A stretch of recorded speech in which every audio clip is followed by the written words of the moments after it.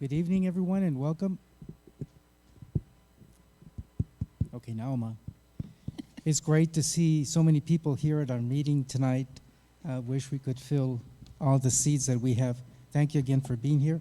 It's time to call this regular meeting of the San Felipe Del Rio Consolidated Independent School District Board of Trustees, today being Monday, October 17, 2022. Madam Secretary, would you do us the honor of calling roll? Yes, sir. Ms. Luna Chavez? Here. Mr. Overfelt? Not here. Ms. Gonzalez? Here. Mr. Mesa? Here. Mr. Galindo? Mrs. Haynes? Here. And myself. We have a quorum, sir. Thank you so much. Let the record show that we have two members out, Emilio Galindo and Josh Overfelt. We do have a quorum. Let the record show that we do have a quorum of board members and that this meeting was duly called in accordance with the Texas Open Meetings Act, Texas Government Code, Chapter 551. At this time, we will have opening ceremonies, first with a moment of silence for personal reflection, and then we will have the national anthem sung by Sarah Cadena and Samuel Ledesma. If you could please stand.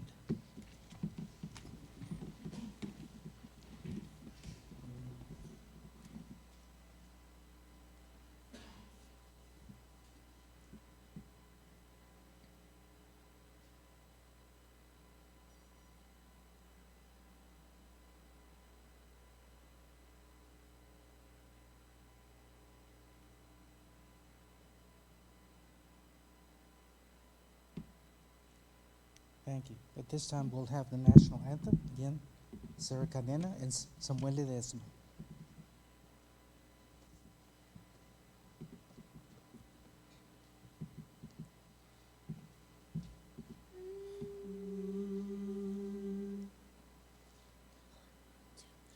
Oh, say, can you see By the dawn's early light, what so proudly we hailed at the twilight's last gleaming, whose broad stripes and bright stars through the perilous fight o'er the ramparts we watched were so gallantly streaming, and the rocket's red glare, the bombs bursting in air, gave proof through the night that flag was still there.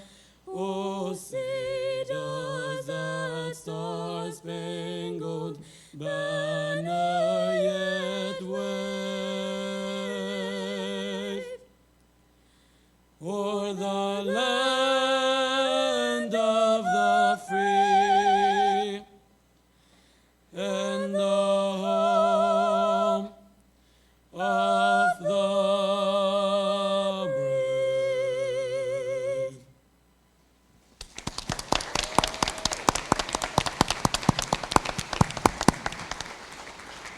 Thank you so much.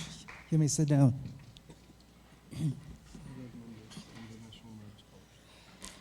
Okay, at this time, we'll follow our agenda. First item we have is a recognition, Sandra Hernandez, National Hispanic and National Merit Scholars. Sandra Hernandez.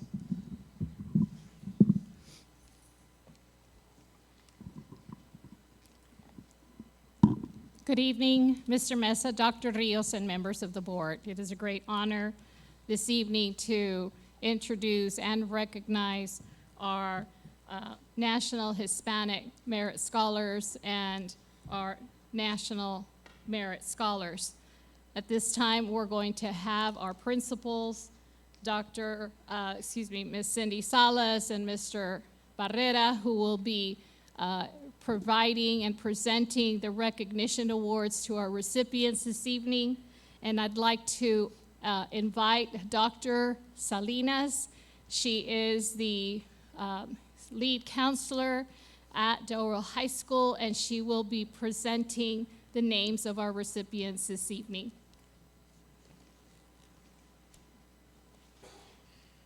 Good evening, Board President Mesa, members of the board. It is my privilege to announce Del Rio High School's and ECHS National Recognition Program Scholars for 2022 and 2023, and Del Rio High School National Merit Scholar at this time.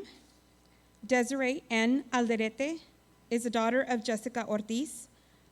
After graduation, she plans to attend the University of Texas at San Antonio to major in cybersecurity and minor in digital forensics.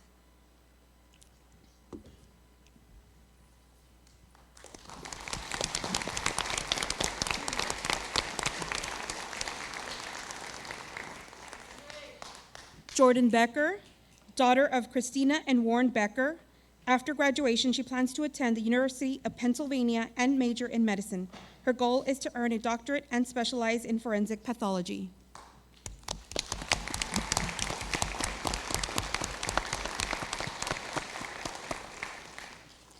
Sarah O. Cadena, daughter of Dr. Veronica Cadena and Dr. Antonio Cadena.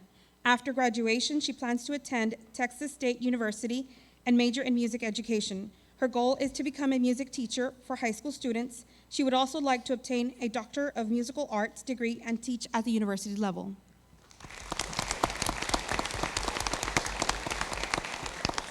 Axel Cannon, son of Linda Cannon. After graduation, he plans to attend Harvard University and major in neuroscience. His goal is to obtain a PhD in neuroscience and become a computational neurologist.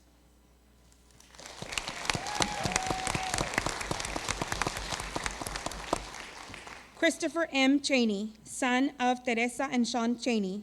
After graduation, he plans to attend Clemson University to major in medicine and minor in business. His goal is to become a doctor and obtain an MBA.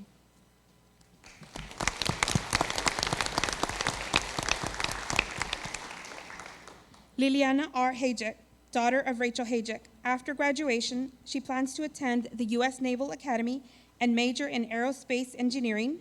Her goal is to obtain a PhD and work with NASA.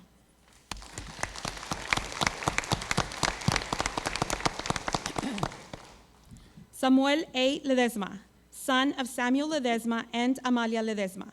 After graduation, he plans to attend Texas A&M University, College Station, and major in aerospace science. His goal is to obtain a doctoral degree in astrophysics and become an astronaut and go to space.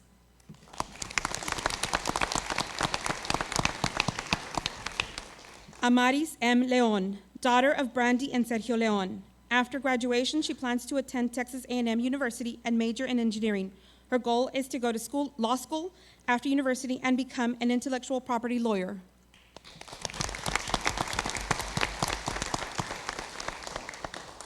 Daniel A. Peterson, son of Edith and Dan Peterson. After graduation, he plans to attend Johns Hopkins University. He plans to major in emergency medicine and immunology. His goal is to become a physician.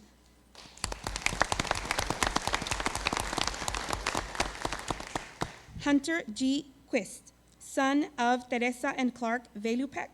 After graduation, he plans to attend Brigham Young University, Idaho, and major in material engineering, welding technology.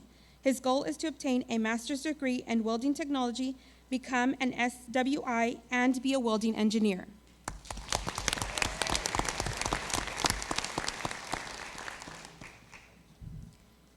Not present with us is Sarah C. Smith, daughter of Anna and Dennis Smith. After graduation, she plans to attend University of Houston.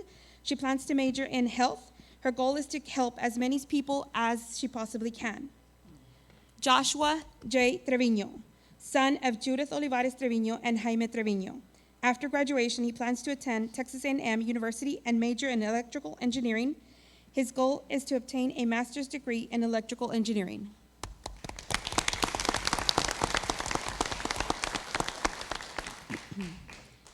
Emiliano Zuniga, son of Blanca Reyes and Ruben Zuniga. After graduation, he plans to attend Texas A&M University and major in nuclear engineering. His goal is to obtain a master's degree in nuclear engineering.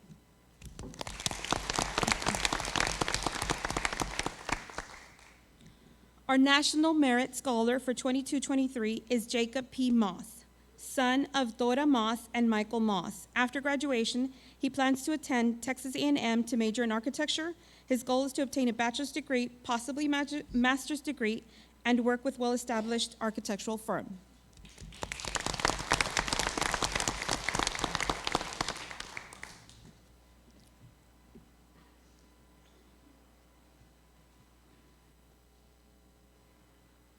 And now from Early College High School, Eric Roel Alvarado, son of Roel Alvarado and Sylvia Fuentes.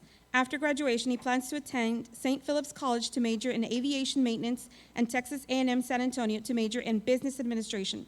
His goal is to start his own business in Del Rio.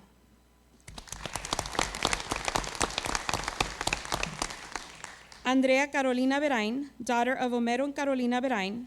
After graduation, she plans to attend the University of Texas at Austin and major in biology. Her goal is to become a physician.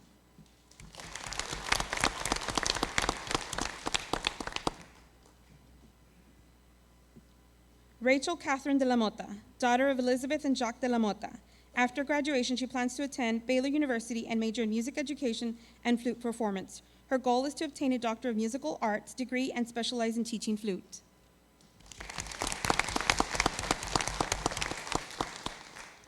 Rodolfo Hernandez, the fourth, son of Joan Hernandez. After graduation, he plans to attend Texas State University and major in criminal justice.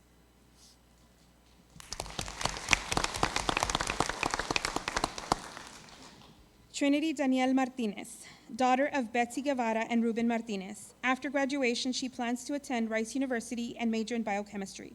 Her goal is to become a neurosurgeon.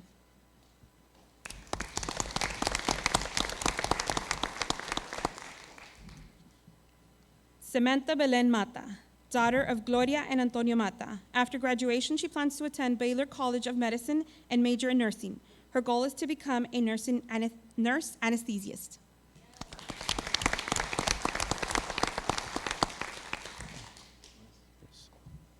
Natalie Marie Mead, daughter of Anna Mead. After graduation, she plans to attend the University of Texas at Austin and major in anesthesiology. Her goal is to become an anesthesiologist.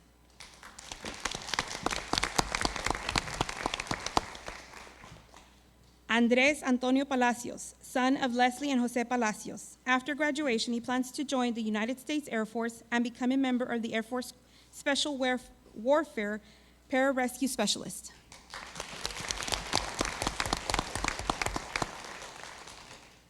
Ana Camila Rendon Flores, daughter of Fabiola Flores and Javier Rendon. After graduation, she plans to attend the University of Texas at Austin. She plans to major in speech, language, and hearing science. Her goal is to become a speech pathologist. Hector Antonio Rodriguez, son of Marisol Romo and Hector Rodriguez. After graduation, he plans to attend Texas A&M University and major in civil engineering. His goal is to own an engineering firm.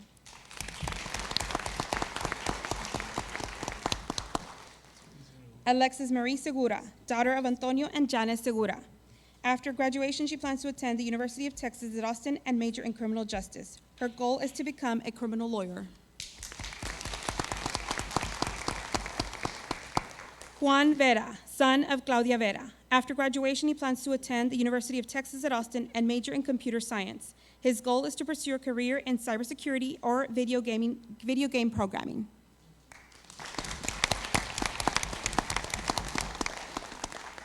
Mia Marely Villarreal, daughter of Deyanira Perales. After graduation, she plans to attend the University of Texas at Austin and major in finance. Her goal is to earn a doctorate in finance degree and become a financial consultant.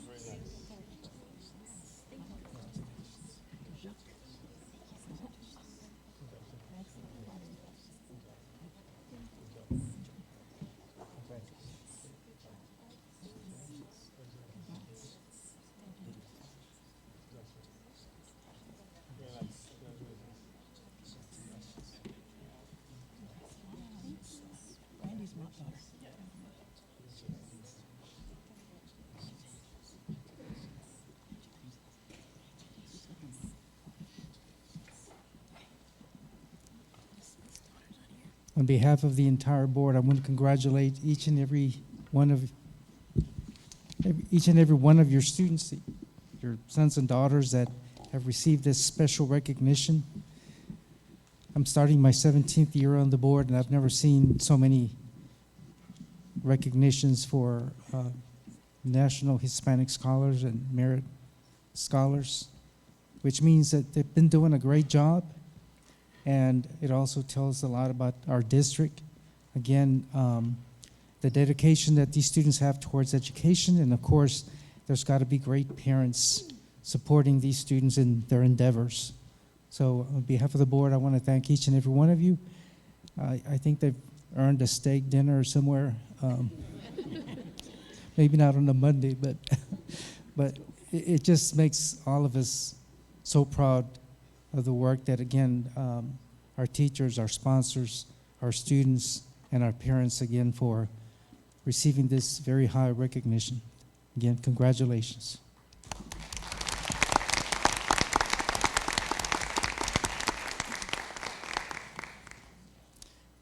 Next item we have on our agenda is citizens to be heard. Is there anyone that either did not sign up and would like to speak?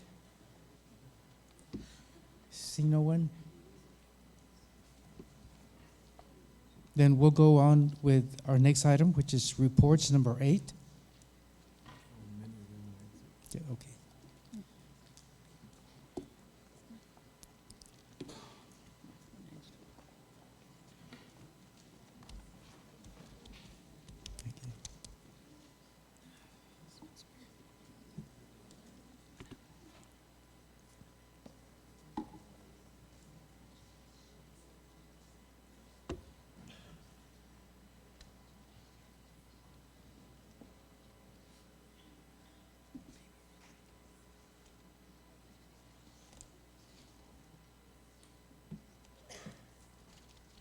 Mr. Mesa, we have Michelle Smith to present both reports if you'd like, or if you'd like to ask questions. The reports were included in your package.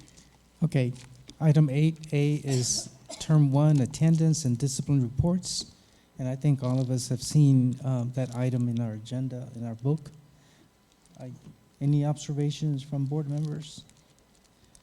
Just want to say somebody's really cracking the whip, because I've seen 90%, and that's a big difference from, again, previous reporting from last year and so forth. So there are a lot of good gains I see across the board. So again, they're doing a great job. No questions, so thank you so much. Next report that we have under 8 is item B, 8B, facilities and construction update, Israel Carrera. Good evening, Board President Mesa, Dr. Rios, members of the school board. Got an update on our projects.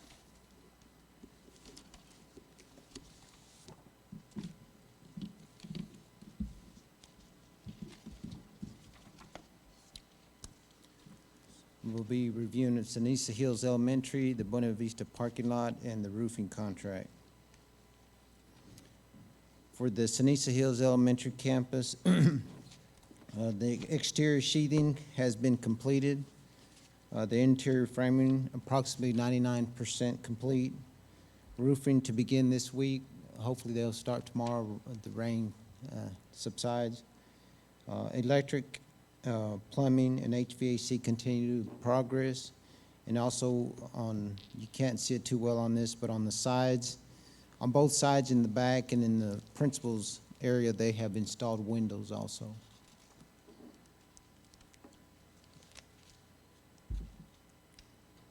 For the Buena Vista parking lot, we are at substantial completion.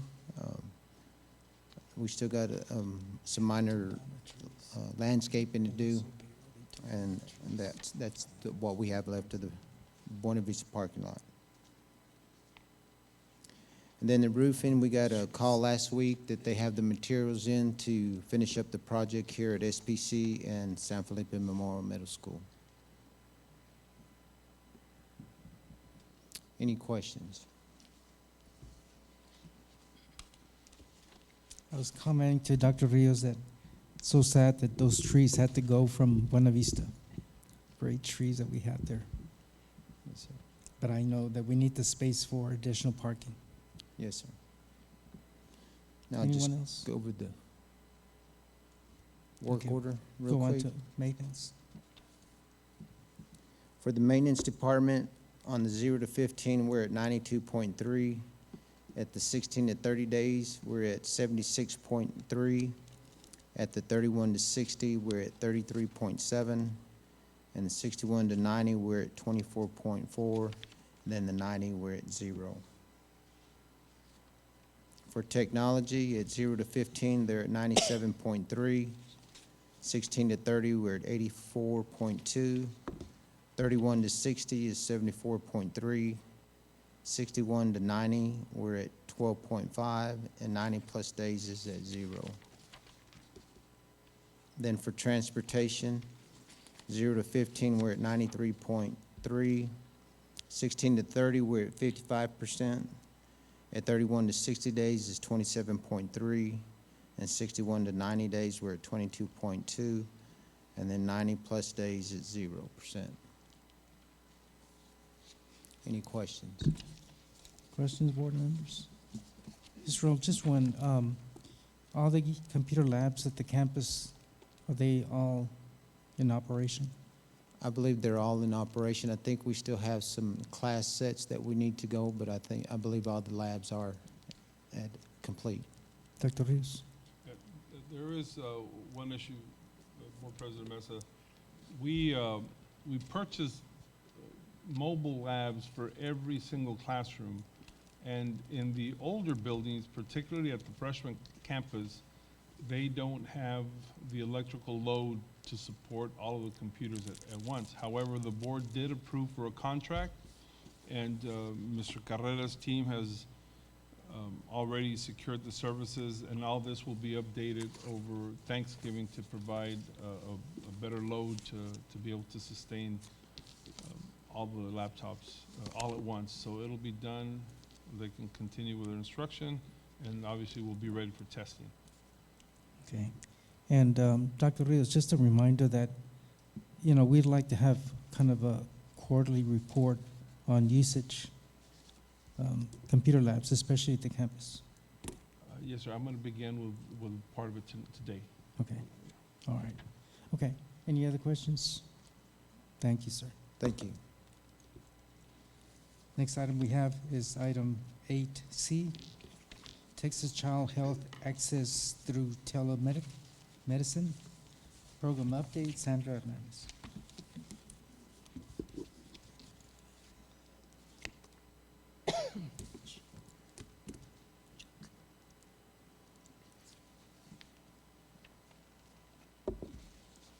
Good evening, Mr. Mesa, Dr. Rios, and members of the board. This evening, I will be providing you with a brief update on the TCHAP program. And just to give you a refresher, we last did a presentation back in February where we introduced the TCHAP program and the number of referrals that we have received through this particular program. Just as a brief background to inform the board, in 2019, the Texas Child Mental Health Care Consortium was created by the 86th Texas Legislature to leverage the expertise and capacity of 13 state-funded health-related institutions of higher ed. And the goal of the consortium is to improve mental health in the mental health care system for children across the state. In 2020, the district partners with Texas Tech Health Science Center in El Paso, and the TCHAP program has since been offered to our families here in Del Rio and in our district. Last March, during the presentation, this was the time period from August 2020 through May the 2022. The TCHAT has provided support services to 37 elementary students at that time. They were active, and 72 secondary students. Some of these students were the actual services were completed well into the summer. So this, not only were they referred during the school year, but the T-Chat, the telemedicine was offered to them continuously in 4 sessions, and some of them lapsed over into the summer so that they can complete their sessions.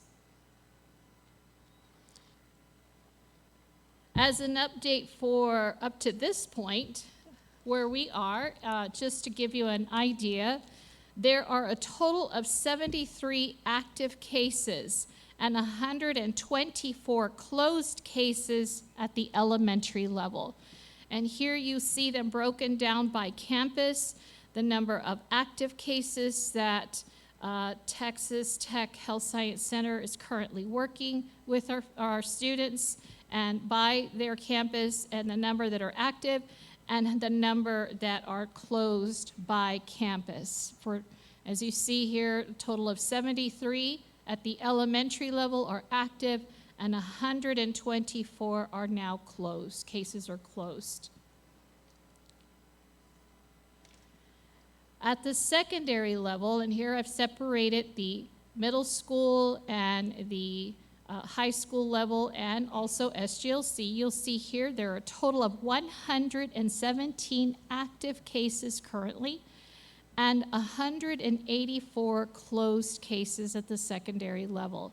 And once again, you'll see these broken down by campuses, the number of active cases, total up to 117 cases, and the number of closed cases at 184.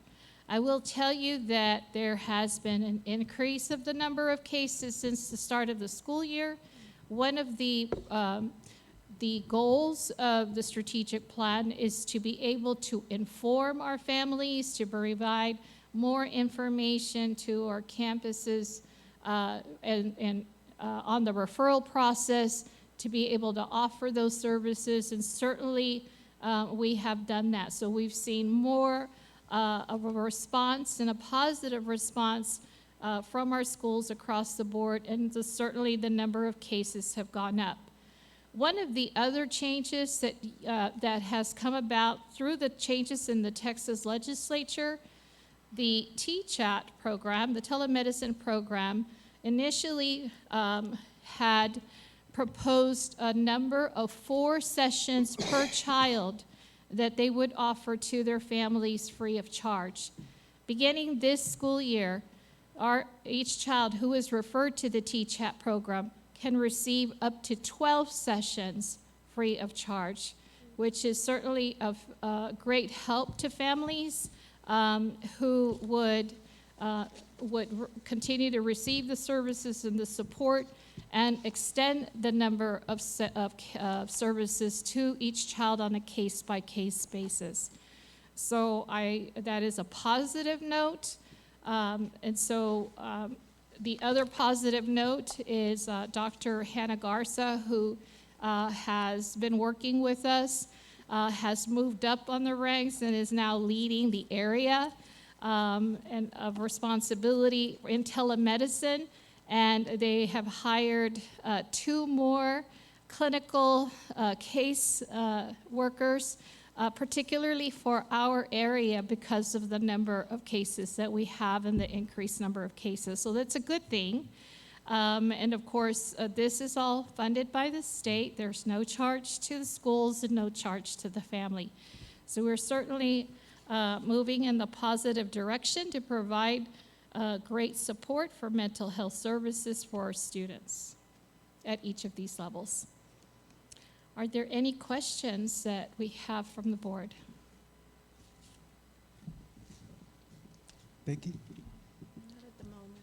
Okay. I just, I'm impressed with the numbers that they're taking advantage of this program, and it's great to see the high numbers in secondary especially, because sometimes there's a stigma and they don't want to participate, but and I'm also glad to see that the number of sessions has increased and at no cost to the parents, so wonderful. I'm glad we have this program in place. Yes, sir. Thank you. Anyone else? Okay, thank you. Thank you.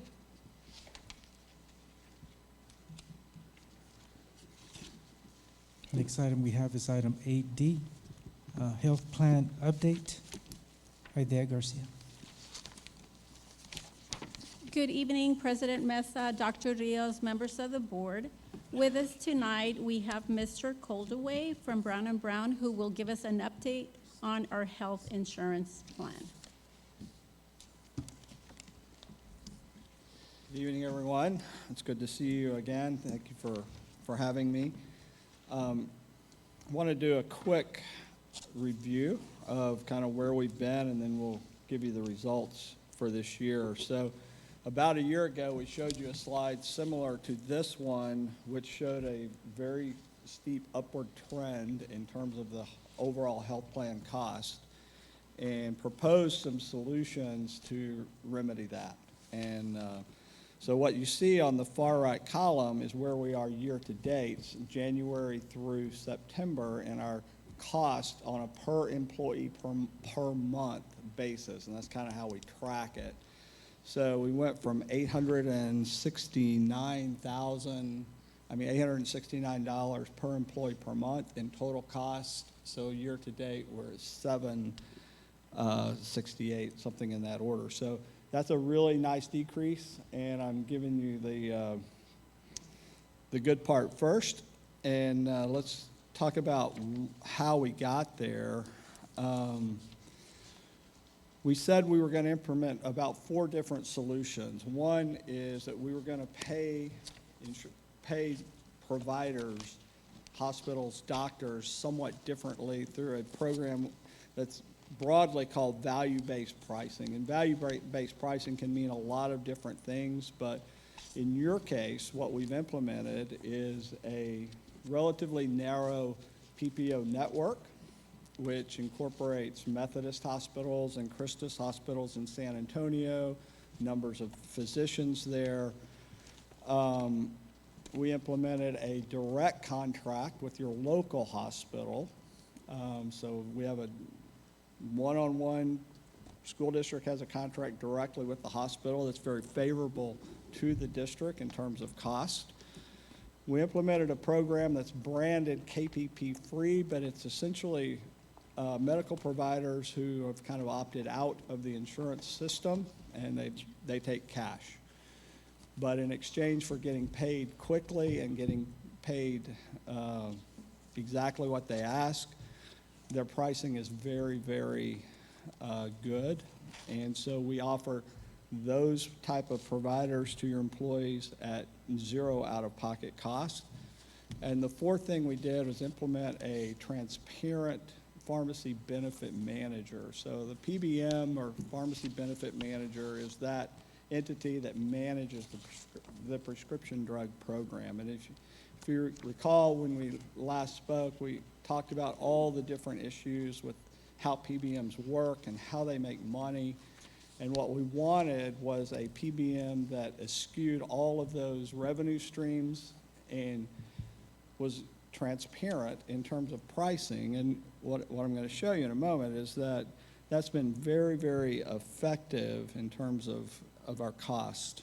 So the direct contracts are with Valverde Regional. There's also a direct contract with Shannon in San Angelo. That's very favorable pricing. So these are the 4 main solutions that we've implemented to get those cost reductions that we were looking for. So with this approach, we hired an independent third-party administrator instead of an insurance company. We have better hospital contracts, either through our network or through our direct contracts.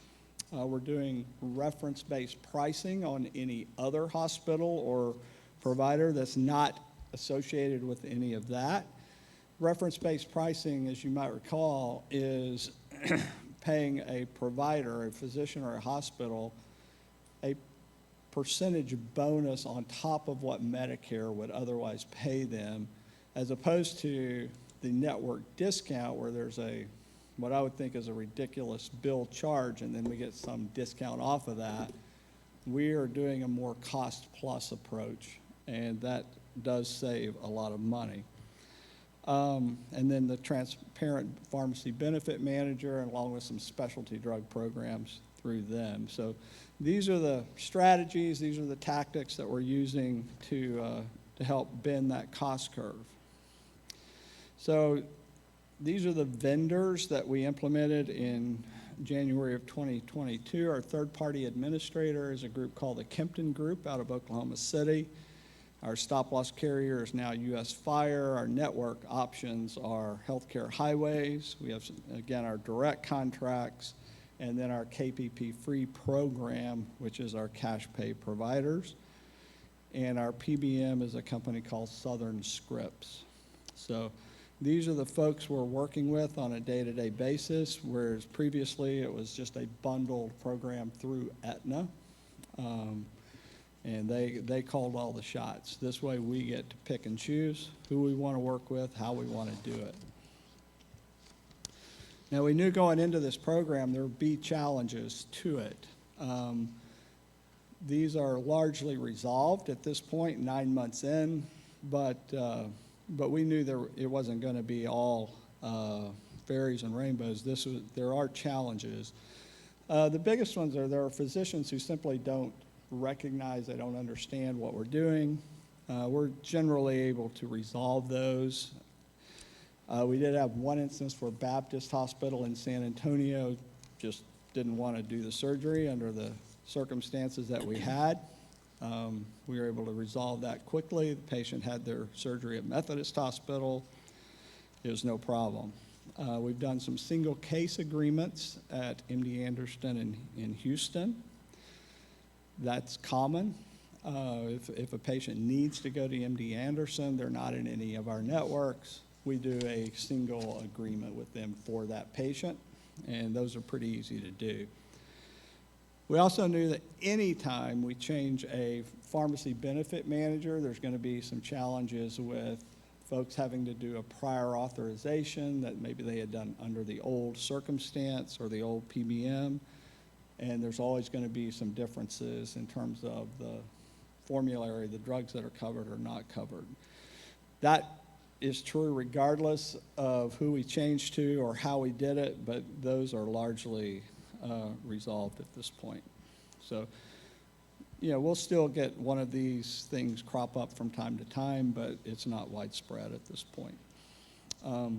So these are the financial results. If you look at it on a per employee per month basis in 2022 year to date, we're at $769.47, which is a decrease from last year of 13.5%. So I'm pretty happy with 13.5% reduction in overall cost. And that doesn't tell the whole story, because you may recall we talked about how there are rebates coming from pharmaceutical manufacturers that used to Aetna kept those. Now you're going to be receiving those. So those rebates are paid out on a quarterly basis following the third quarter of the year. So you haven't really received it yet. You will in the next 30 to 45 days. You'll receive your first quarterly rebate reimbursement.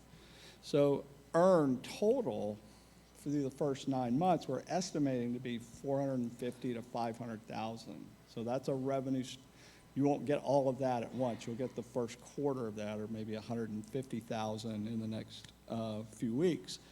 But that's not accounted for in these numbers. So, so we're going to see some cash coming back into the district, into the plan from that program. So that would probably, once those dollars are accounted for, we would actually be looking at about a 18-19% decrease over prior year. So pretty pleased with the financial results. As always, there's large claimants that drive a lot of the cost, but it is less now than it has been in prior years. And part of that is a result of better hospital contracts, better cost structures, claims that may have been a large claim in previous years are not this year because we were able to access care at a lower cost. So these claimants are always going to be there. but we do see it as slightly less this year.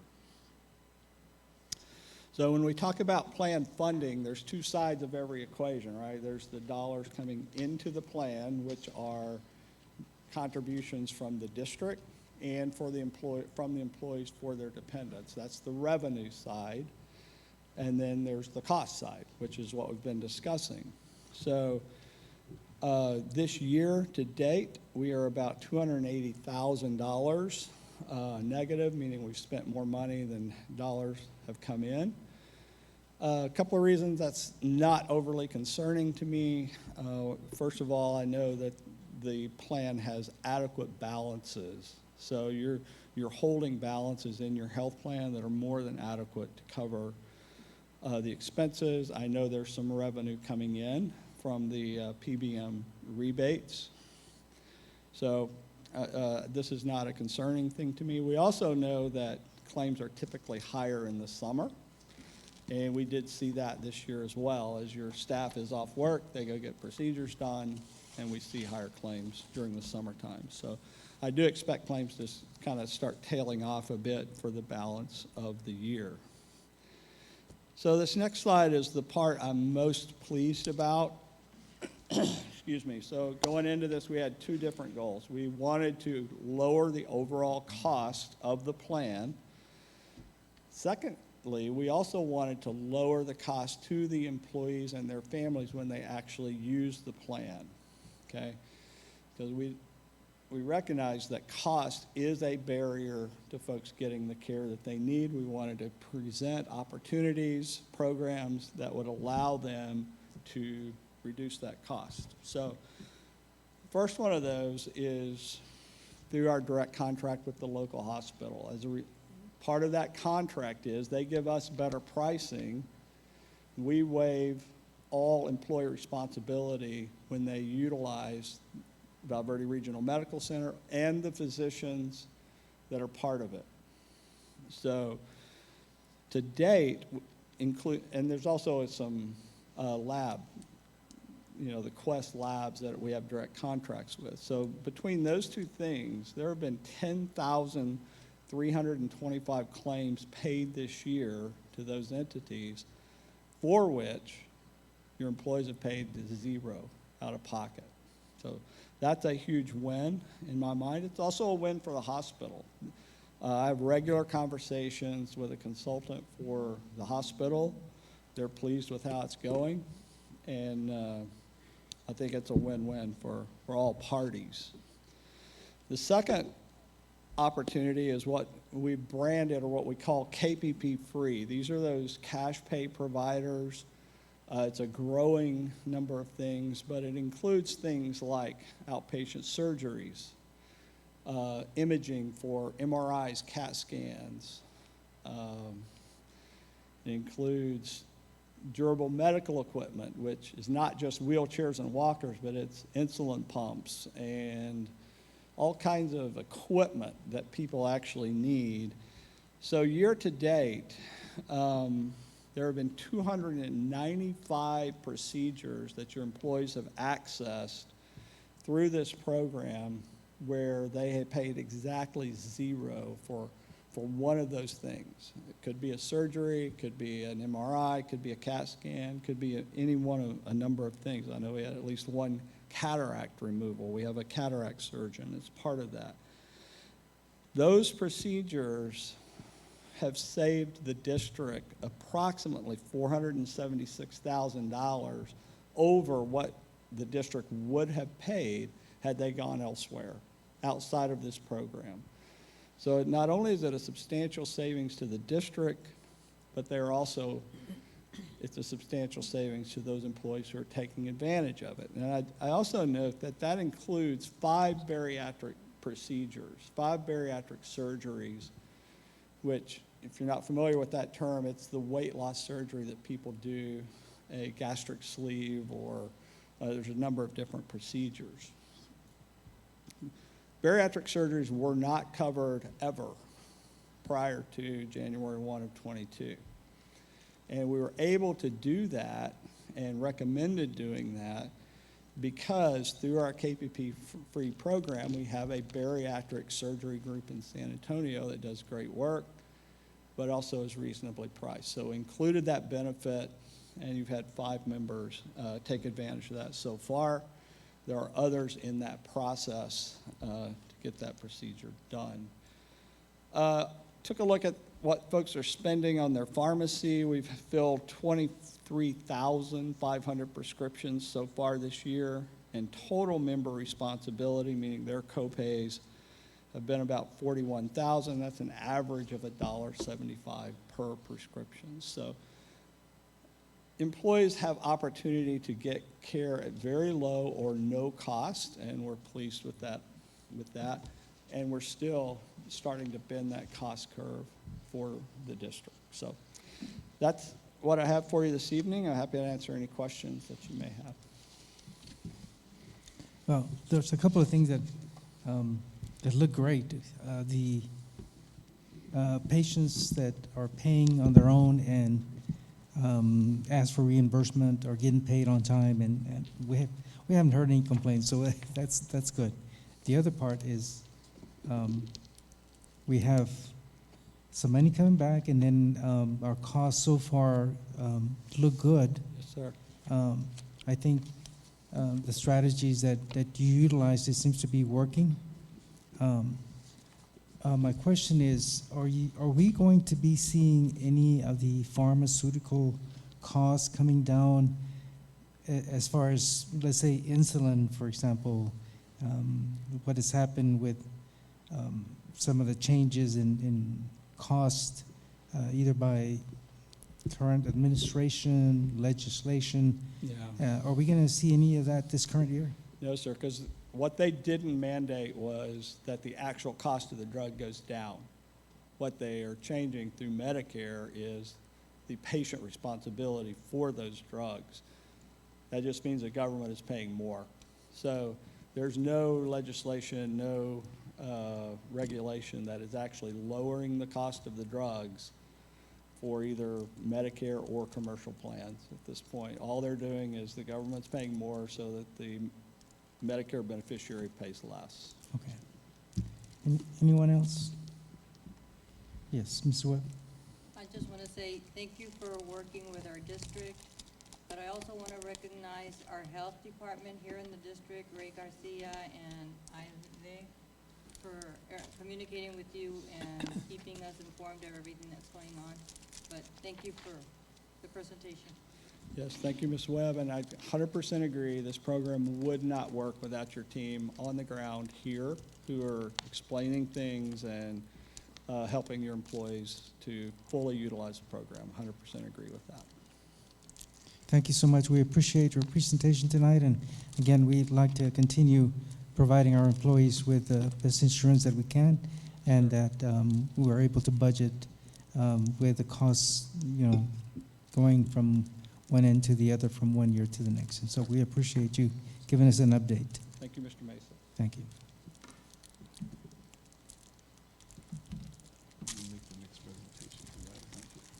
Next item is item 8E, Software Programs Renaissance Reading, Lexia, and Summit K through 12 Usage Report. Dr. Rios.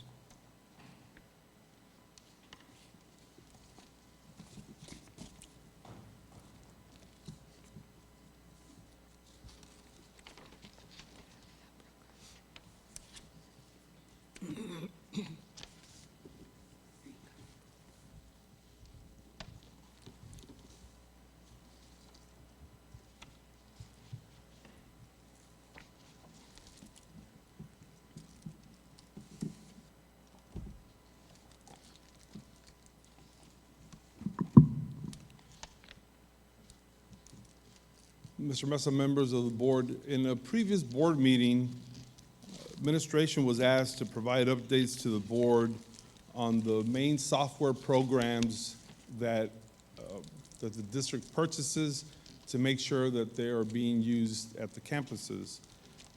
Specifically, the Accelerated Reader Program, Lexia, Core 5, Power Up, and Summit K-12. Our goal is to present either reports on a quarterly basis or at the end of the 6 weeks Today, I'm going to only go over the Accelerator Reader Program to tell you the percentages, some of the growths that we've seen just after 3 weeks. And then moving forward, we're going to share this presentation via the board updates so that you get it regularly. And then we'll move on to the next program, probably K-12 Summit. So every board meeting will present one or two. The Accelerator Reader is probably a little bit bigger, so we'll focus on that one today. And again, moving forward, you will see these updates on your board update every 6 weeks, okay? First, we'll talk about kindergarten, and then we'll move to 1st to 5th grade. Our kindergarten students, what you see before you, are the number of students that tested per campus, also the number of students that did not test at the beginning of the year, their average reading level at the beginning of the year, and the growth that they showed just in 3 weeks. In some, we didn't see a growth, but in most, we did. Okay? Again, this is a report that we will be sharing with you all every 6 weeks via the board update. Then we move on to Buena Vista, Lonnie Green, and North Heights. You again see that the majority of students were tested at the beginning of the year. We see their average score, and then we see the growth. And as you can see, just over 3 weeks of school, a whole lot of students show growth from the previous year. Now, we recognize that this is only 3 weeks and that the scores will fluctuate, but we believe that by the end of the second 6 weeks, you will see consistent growth. Moving on to Garfield, Dr. Fermin Candelon, and Lamar. We see some variations, but still over those 3 campuses, we also see some growth. Again, this is just about the last 3 weeks of the 6 weeks. Ruben Chavira and RBB as well. Then we also have the program in 6th grade all the way to 11th grade. We see a whole lot of students that tested, but we also see a higher number that didn't test per campus. And then finally, in this last report, you can see the percentage of students by campus that participated. We have some concerns over some campuses where it hasn't had full implementation, but you can see some large campuses. For example, Dr. Fermin Calderon had 89% implementation. North Heights had 85% implementation. And then we had other campuses that weren't quite that high, but the program is definitely starting to get traction. By the end of the second 6 weeks, you will see a much higher percentage. Our goal is for this particular slide to trend up. That concludes our Accelerator Reader program. Again, at the next month's board meeting, we will share the other programs. Are there any questions, Mr. Mesa, members of the board? I have one, Dr. Rios. It's surprising that RBB, for example, I would think that would be the highest percentage. And yet, is it a scheduling problem or? Mr. Mesa, there was a glitch at RBB. Ida Gomez wanted to explain that to me over the phone. They're off at a conference, and we weren't able to connect. But she assured us that the next 6 weeks, when she comes to make the presentation on the other one, she'll clear it up. But it wasn't on RBB or that they neglected the program. But we'll clarify that at the next meeting, if not via board update. Okay. Okay. Anyone else? Well, we appreciate, again, this report, and I'm glad that we're able to see all the campuses here. And again, we should see the percentage by campus increase as the 6 weeks move forward. This report at the end of each 6 weeks will be sent via the board update, okay? Great. And I know for a fact that, all this helps out with the reading and the testing that goes on. And there's so many different awards that assemblies throughout the year to acknowledge the efforts of the students individually by campus. So it's something great that parents see and have an award and continue encouraging their students to participate in the reading program. Thank you.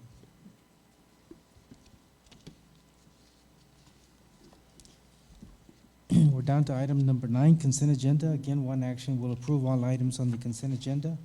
Is there an item that needs to be pulled out at this time would be a proper time to either, if you have a question on any of the items, if not, we'll approve all items with one vote. In the meantime, donations, could our secretary read the donations? Yes, sir. Del Rio class of 1985 donated $200 to each of the following campuses: Buena Vista Elementary, Ruben Chavita Elementary, Dr. Fermin Calderon Elementary, North Heights Elementary, Garfield Elementary, Dr. Lonnie Green Elementary, Buena Vista Elementary, Cardwell Elementary, and Lamar Elementary. Jose Ernesto Salazar, LLC, donated to Del Rio Freshman School Supplies valued at $3,000. Band Booster Club donated to Del Rio High School Band, $4,507. Elizabeth Beati to Buena Vista Elementary Choir, $50. Ready Set Fund, Buena Vista Elementary, $30. Football Booster Club to Del Rio High School Football, $5,498.80.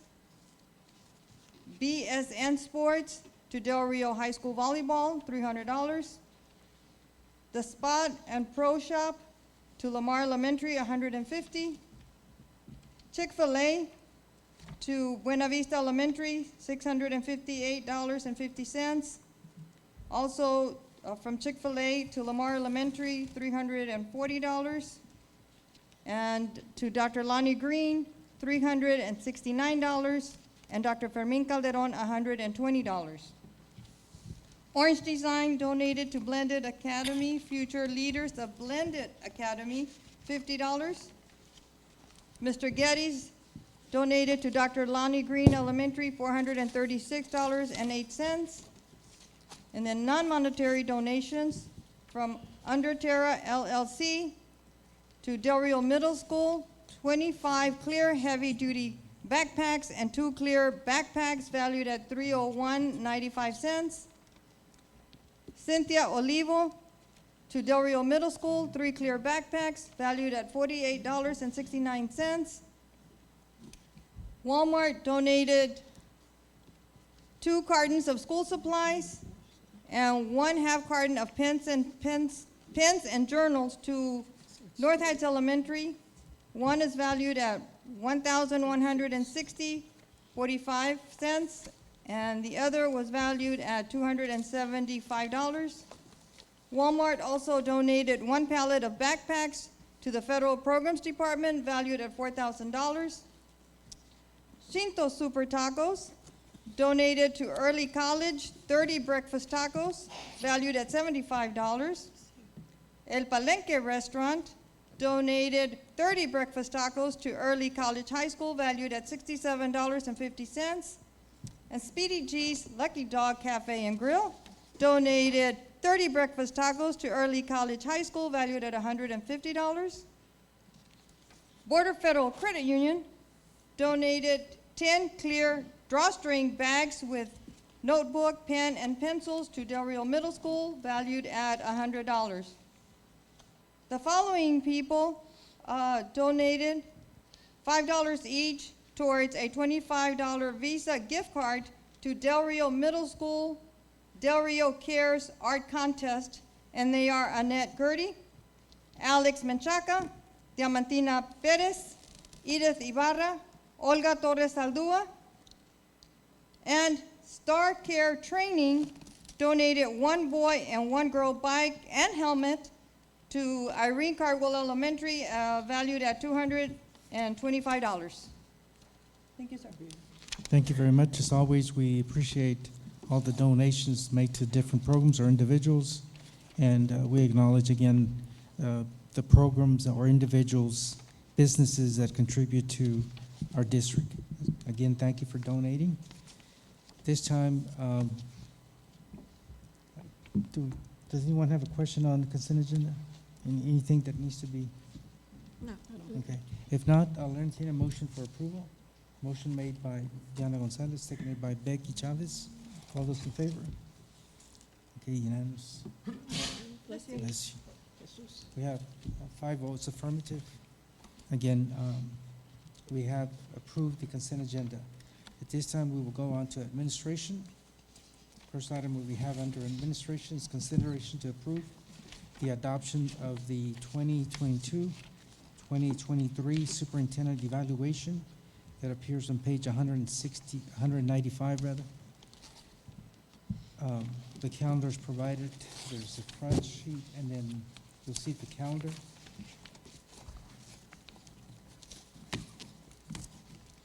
This is customary again at the start of the year to approve the superintendent evaluation calendar. Any discussion, questions? As always, we always approve the calendar, and there might be some changes later on if there's a conflict. Okay, Ms. Gonzalez made the motion to approve the calendar. Amy Haynes made the second. All those in favor? Motion carries unanimously.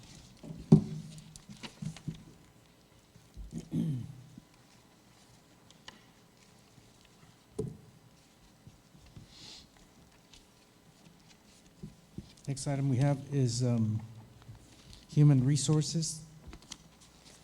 Item 14, discussion possible action to approve employee job descriptions and evaluation forms.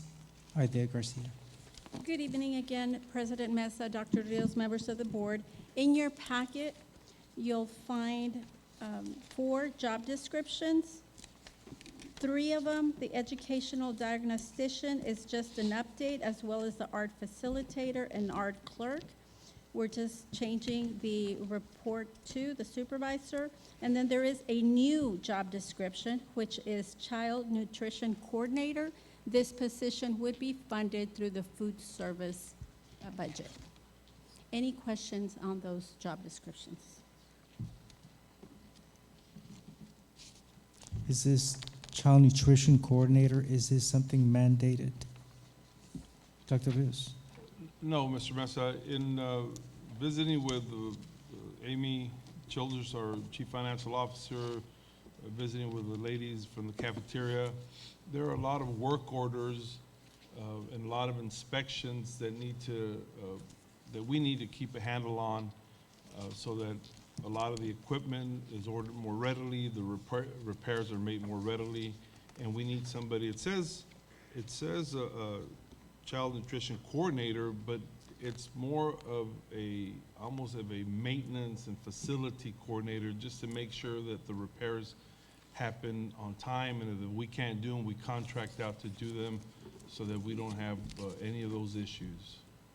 Okay.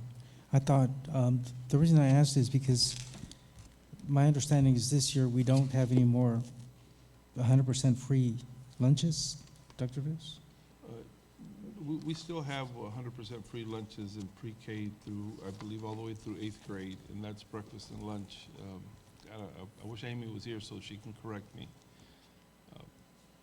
I'll clarify that and put it in the board update, but our kids are still getting the free meals. Would you look into that? Because I understand that this year it was, you had to do applications again because there were going to be either reduced or paid lunches. But if I can get an update on that, because my understanding was that we were through with 100% free lunches across the board. So we'll provide a board update. Okay. Any questions on, again, those job descriptions and evaluation forms? Mr. Mesa, Yes. so, I'm sorry, Ms. Webb. Go ahead.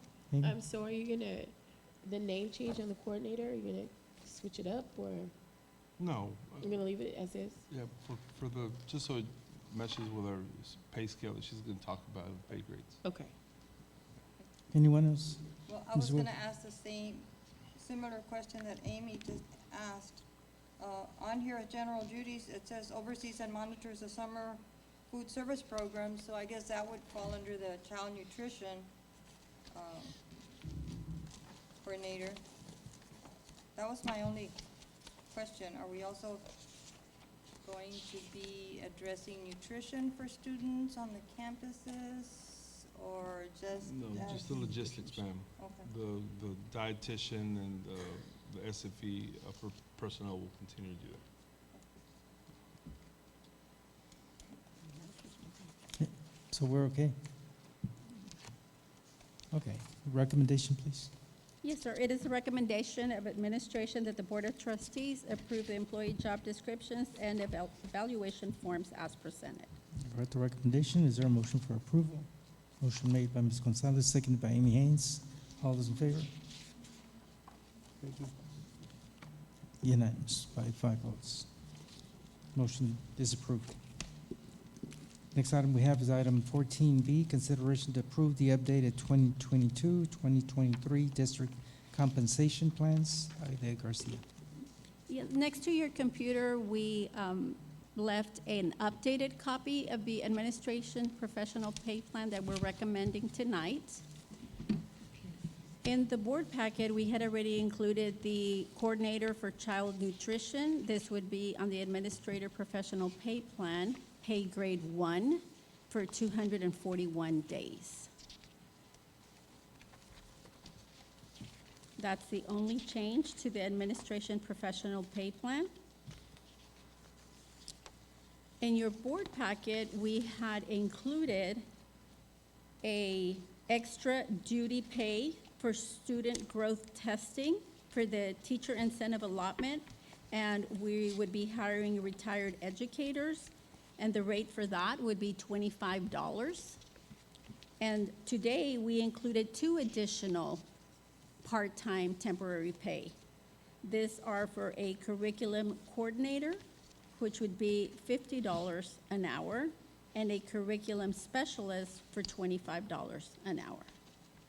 Mr. Mesa, if I may, Dr. Rios. just on the additions, we have some retired individuals who we don't want, who don't want to get hired on a full-time basis, and we probably don't need them on a full-time basis, but there's times when we need to catch up on LPAC review folders, or we might adopt a curriculum and might need somebody to come in who's retired to work 15, 20 hours a week.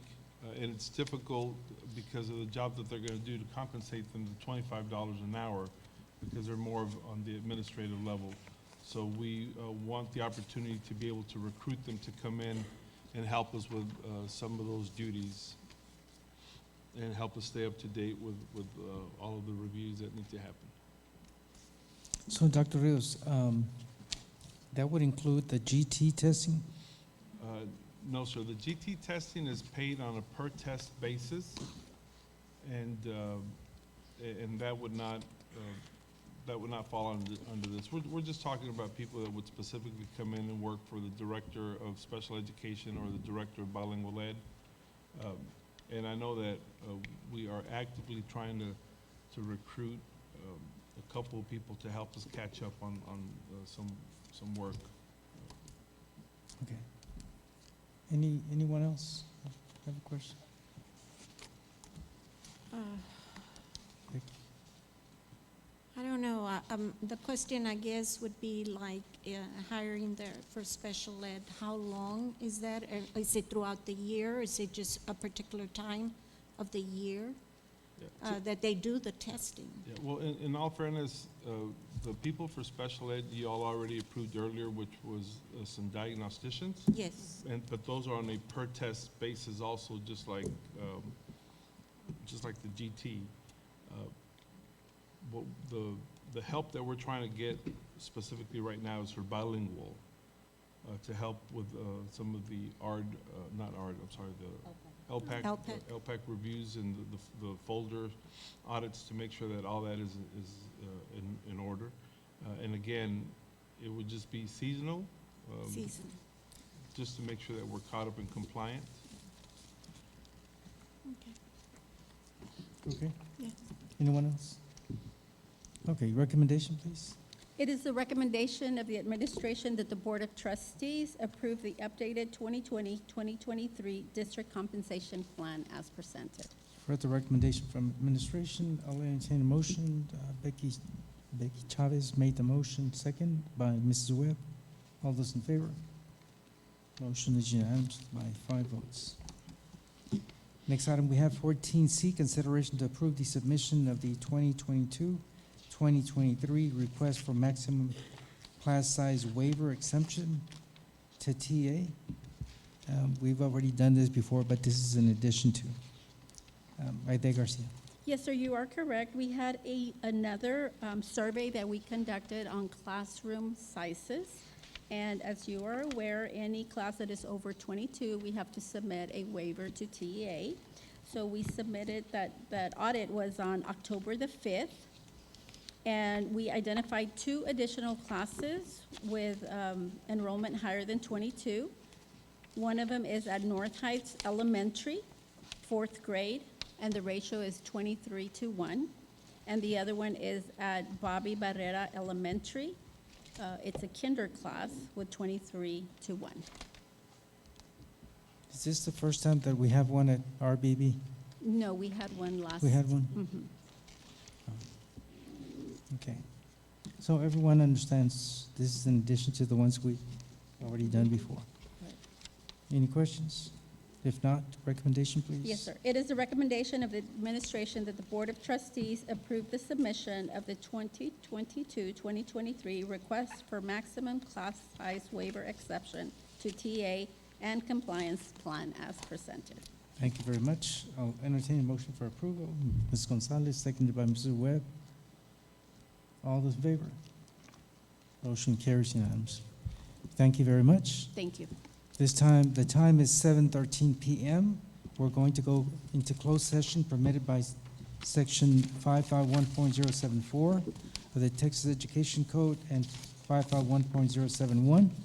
We are now in executive session again, 7:13 p.m.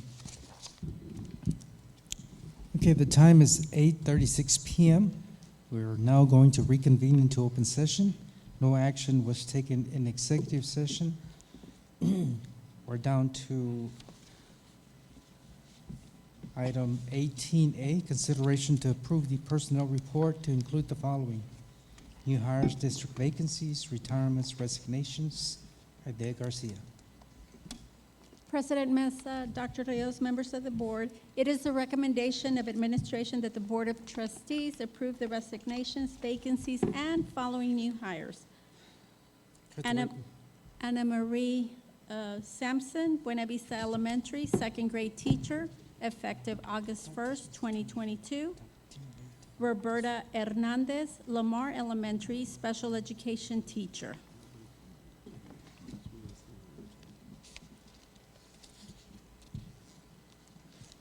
Okay, you've heard the recommendation from administration. Is there a motion for approval?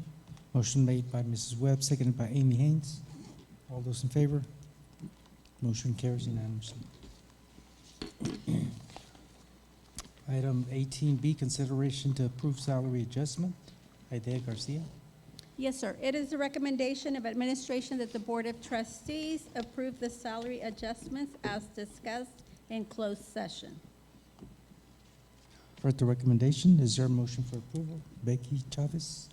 Is there a second? Ms. Gonzalez seconded. All those in favor? Motion carries unanimously. Thank you. Thank you. Item 19, Superintendent's Report. A, discussion to set the November and December school board meeting dates. Dr. Rios.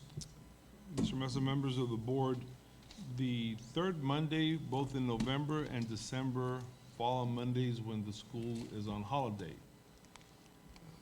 I would recommend to the board, in order to keep the spacing apart, that in November, we have the regularly scheduled meeting on the second Monday in November, which would be November 14th, so that then in December, we could have it on December 12th, which is also the second Monday.